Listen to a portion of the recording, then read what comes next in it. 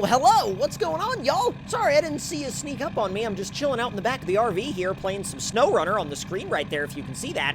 But essentially, what we are doing today is we are finishing the rest of our journey out to the mud park, and rather, the campground out at the mud park. Like I said, we're chilling out in the back of the camper right now, but we're gonna actually head out of the camper. We're gonna go ahead and open the door up and head out of the camper and make sure that everything on the trailer is good to go. So we've got the door opened up, we can head on out. And then now let me make sure that we close the door behind us, and boom. All right, now we can get a look at everything on the trailer. Looks like the truck is all good to go. The trailer's sitting a little high, but as you can see, we have the hitch on the lowest setting it can possibly go. So that's really the best we can do. And now, really all we can do is run around to the other side, hop up in the driver's seat, and head on out. So let's go ahead and hop in and be on our way. Now, this setup is kind of a combination of a few different mods, but everything here should either be available now on console or available on console soon in the case of the Ares 2.0 as this video is being recorded. Now, this truck, the EARTHROAMER, should be available on pretty much all systems. The trailer is in a trailer pack by Gasco Games, or GGMS, and the truck on the trailer, once again, is Lime's Ares 2.0. And the map is Rockrunner's Mud Park. So let's go ahead and head on out. Beans is ready. I know you're ready. All right, come on. I love the horn on this thing. It's so, it's so fitting. It really, really is. And I could not ask for a better setup to enjoy a weekend. I mean, we literally have a house on wheels with the capability of going off-road and a mud truck on the trailer and basically like a, well, I won't say empty campground, but almost empty campground that we're about to get to. All right, let's go and make a quick left-hand turn. And I'm gonna do this somewhat slow because I would really hate to, you know, flip the mud truck off the trailer before we even get to the mud park. That would be a very terrible way to start your weekend. It really, really would. All right, let's make sure we're in low plus on our way down through the creek. Here we go, nice and easy. You can definitely tell that there's some weight back there for sure. That Duramax is not light. It is not light at all. I think we're gonna go ahead and take a right, and then we just gotta find our campsite, and I specifically, oh no, I must have turned a little bit too quick there because our trailer was leaning really bad. Our trailer was leaning, terribly bad. Holy crap. All right, let's be a little bit more careful with our trailer now because apparently we weren't careful enough and our truck almost tipped off of it. So let's finish our drive down to the campsite, which fortunately our campsite is right next to some of the craziest mud bogs in this entire park. So that should help us out, and not only should it help us out, but it'll give us a way to test out that Duramax literally the second we unload. All right, we got our campground right up here. I don't know if we're gonna fit. I'm actually really concerned about whether or not we're gonna fit in the campground, or if they even have a spot that's, big enough for us to park this entire monstrosity of a setup. All right, we're gonna have to go very wide. Hey, hope nobody's in the porta potties right now because, well, can you imagine hearing that? Can you imagine being in one of those porta potties and hearing that? I don't know, I'd probably jump. All right, let's make our way down through here. It's easy. Yeah, we're gonna go in low. We're gonna put it in low, and we're gonna leave it there. I don't think we could fit in the cul-de-sac. I really don't. I think we're gonna have to, just pitch camp right here.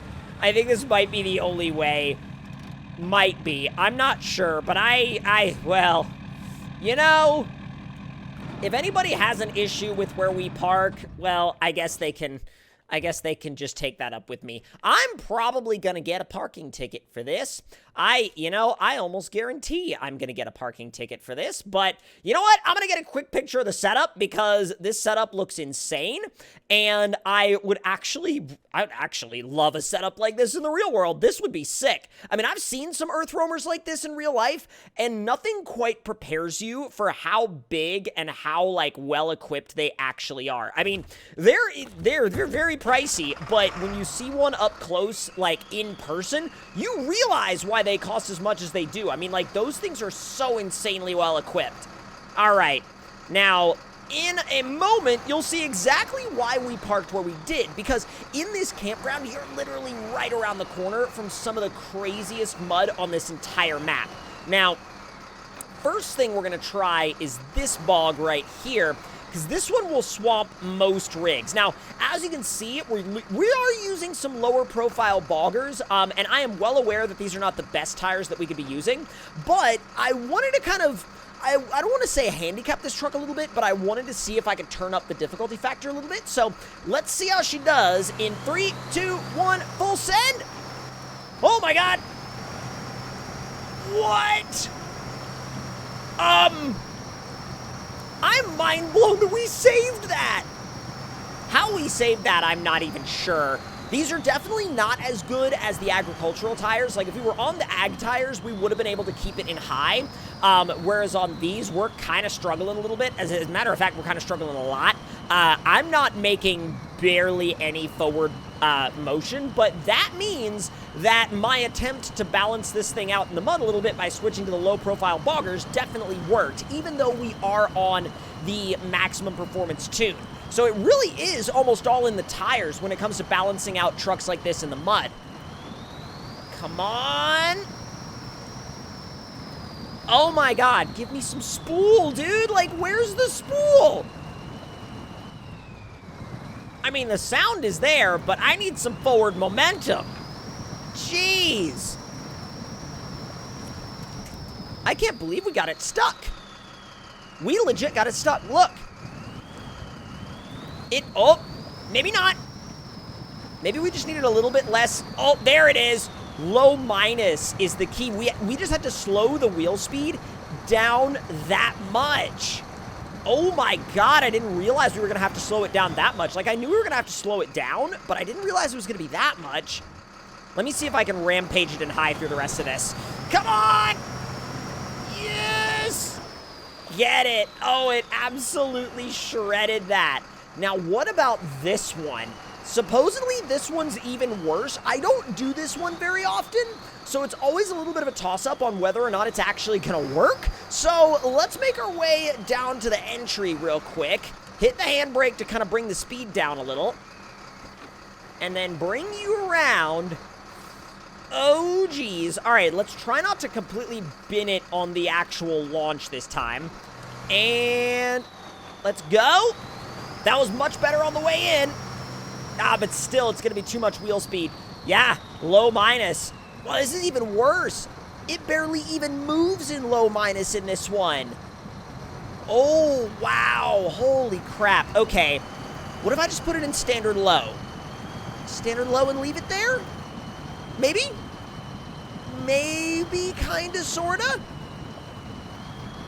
Dude, it's like... It's really not having a good time. It is really not having a good time.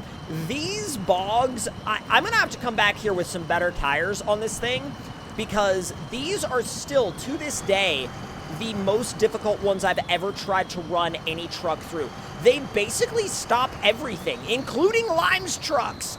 Now again, I haven't tried these with Aries 2.0 with the ag tires, so I definitely need to do that soon. But if it's like slowing it down this much with the boggers, it's a pretty formidable mud pit, that for sure. Almost to the logs. If I can make it to the logs, that's kind of like the... It's almost like okay, you made it to the logs, you can make it all the way through. It's like the progress marker. It's like the checkpoint, you know? Almost there. Almost there. Give me some wheel speed!